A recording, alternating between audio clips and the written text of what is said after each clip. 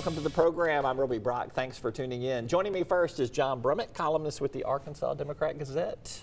Nice to have you with us. Merry Christmas. Merry Christmas. Happy New Year. You can wish me a happy birthday. It's going to be in between the two. You know, I knew that. I've got it on my calendar. Happy birthday to you. Thank you. Are you 60 yet? I'm kidding. I'm so far from 60. I mean, you're a young man. I get to still say I'm in my early to mid 50s. That's how that works. When you hit 60, then you're 60. So I'm in my pre-70s. There you go. All right, let us talk about, you have written a great piece for us. It's online at talkbusiness.net about Asa Hutchinson, his 8 years as governor. What were your big takeaways from that conversation? What do you think he's going to be remembered for? Well, I'll tell you how I closed the article. I said, tell me how you feel about this definition of your governorship. It's defined by the fact that you were confronted by things you were confronted with, meaning the pandemic and how to manage that, and the fact that you were trying to govern as a center-leaning, pragmatic governor in a time when extreme rightness took over your legislature. Those two challenges and how you dealt with them. And he took a moment to think about it, and he said, that's accurate.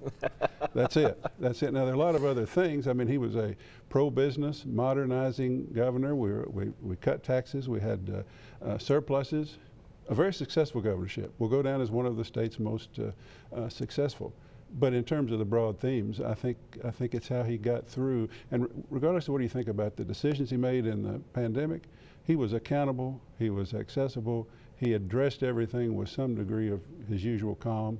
And then he kept a lot of culture right things from that are taking place in places like Florida from happening here. Yeah. So the question becomes whether that will continue to be the case in the next year. Right. But you didn't ask me about that. But I'm going to get to that. But I don't want to get ahead of you. Let's stay in the governorship here. Okay, I'm just fast forward. I think when he came into office when he was elected in 2014, came into office in 2015, he had a history of several decades of running very far to the right. I think you referenced in the article that he and his brother Tim, who was a U.S. Senator at one time, were known as the Righteous Brothers. Which was a great nickname. But I don't think that we predicted he would be as pragmatic as he was. I know he wants to maintain his conservative credentials there, but were you surprised at how kind of somewhat middle of the road he became? Because he didn't have the track record of that beforehand. I was not as surprised as others because over the years, he's been around forever, and I've had occasional conversations with him. And when he was in Congress pushing campaign finance reform, had McCain in the Senate and Asa and somebody else in the House. And then when he opposed a voucher bill because he said, I represent rural Arkansas. It's not an option in rural Arkansas. I thought, he's not Bob Jones University. He's not as right as he once was. Perhaps he never was as much as we thought. He has a pragmatic streak. And then right after he was elected, somebody called and said they'd seen him somewhere and said, you've got to save this Medicaid expansion. And he looked at me, this person said, and said, it's going to be a challenge. And the person said to me, what does that mean? I said, it means he's going to try to do it. He's going to try to implement, and he succeeded. There would have been a big hole in the budget that would have eliminated any possibility of tax cuts if it happened. So, no, I wasn't terribly surprised. I had a higher regard for his pragmatism than others did. When he had him take back a religious rights bill and said, this is too far, I just thought, wow, he's even more so than I think. He's not just pragmatic. He is, in fact, of a kind of moderate philosophy. So no, I wasn't as much as others, but he seemed to just get more so the more he went along, to the point that he was on Meet the Press last week just sort of as the moderate senior conscience of the Republican Party, taking on the House leadership and the fact that they won't stand up to the extremists, taking on saying, let's go to the same audience as Marjorie Taylor Greene and give them engage with her in the marketplace of ideas. That's very, very impressed, because I always like moderates and pragmatists. Just make government work and don't do a lot of nonsense. And that's the most we can hope for in Arkansas. All right, so he is undoubtedly going to run for president. He at least forms an exploratory committee. I mean, there's no harm in doing that. Well, you say that. So I do say that. I will be shocked if he does not say, I'm going to at least go try Iowa, New Hampshire, and see what kind of traction I get. Well, he basically sort of says that without saying it. Right. But you know, it's a weird field out there. And he said, I've got the last step before I really take this final step is to figure out, is there support out there? And if he leaves the governorship and goes to Rogers and goes to this office where he's going to do something, if he starts hearing that you got a problem with Nikki Haley, you got a problem with Pompeo, DeSantis is dominant, if he starts hearing that, possibly he wouldn't, because he's not an impractical person. But you know, there may be something there for somebody to compete for a fourth of the primary vote, which Trump got and got the nomination by repeatedly getting that amount and leading the ticket. So I agree with you. Yeah, the exploratory committee would be an almost final, but not even final step. Right. So you can always back out after sure. I explored it and it didn't work. Right. So, sort of thing. Right. So I think you and I, when he does do that, I think you and I will get a lot of requests from national media for insight on Asa Hutchinson. Not that he isn't already known by some of them. Let's shift to what I call the era of Sarah. Sarah Huckabee Sanders will be our new governor. I thought I called it that first. I called it that first. Okay. You took it from me, but we'll share it, okay? You just accused me on plagiarism, right?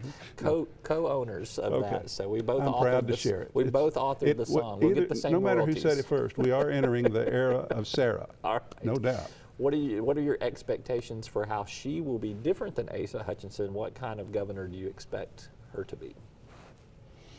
Well, I have people who continue to tell me, you know, she's more practical than you're giving her credit. Won't be too terribly different from her husband, her father's pragmatism when he was governor, and not all that much different from Asa. And her cabinet suggests that that's true, but I continue to think that she ran as Trump / DeSantis. And I think that's her political currency. That's what she deals in. And she now has a legislature that is overwhelmingly more than before, Republican and extreme conservatism strong in that strain. And whereas, I can't tell you the number of times during Hutchinson's term, I'd get a call from somebody saying, so-and-so's coming with a bathroom bill, or somebody's coming with this. And you know, could you do a column or call that person and scare them to death that they're going to get bad, or help, we can't have this. Partly because I guess Walmart and Tyson and people like that are leaning on the governor. Don't let that happen in our state. And Asa always worked that way and usually succeeded. I think she's going to be more DeSantis prone and more inclined politically and maybe philosophically to just, and those bills are going to be introduced. Yep. And once they're introduced in this legislature, they're going to pass unless a strong governor maneuvers to keep them from being introduced. I don't see her doing that. I think it's going to be right-wing galore with her. And she's not going to veto them because it'll be pretty easy to override those vetoes. Well, yeah, and she wouldn't veto them anyway. Yeah. I don't think. I think we're in for DeSantis. I think that's what I think that's what the people have voted for. It's what they're going to get, because elections have consequences, I think. Well, she's not going to want you to say that it's DeSantis. She's going to want you to say it's Sanders. So she will want her own brand on that. Well, so you need to go ahead and start crafting that right now. That's what I'm telling you. How about DeSanders? I don't think she'll go for that either. Okay. All right. All right. Well, we will have fun. We got about 60 seconds left. Okay. What are you most looking forward to covering and watching unfold in this next legislative session? In the legislative session? The school choice thing. And I hear it's not going to be any story at all. I've been thinking that's the one thing that all the conservatives want to do and they're going to do, but school superintendents are powerful, small schools are powerful in their districts. That's going to be tough. I'm told it ain't going to be tough at all. I mean, even those who know better or think better see the train running. And when you see the train running, you know what legislators often do. They get on it. Yeah. So that's the one I'm watching most of all, yeah. I think. And then to see how much more can we cut taxes, you know? And will it be incremental? Will it be massive? So I think she will be practical on that. I do think she's indicated. Yeah, such, I think so. All right, he's John Brummett. He is a columnist for the Arkansas Democrat-Gazette. You can catch us almost weekly online, if not in studio. I look forward to visiting with you a lot over the next year. Thank you, sir. Have a happy new year. All right. We're back with more right after this.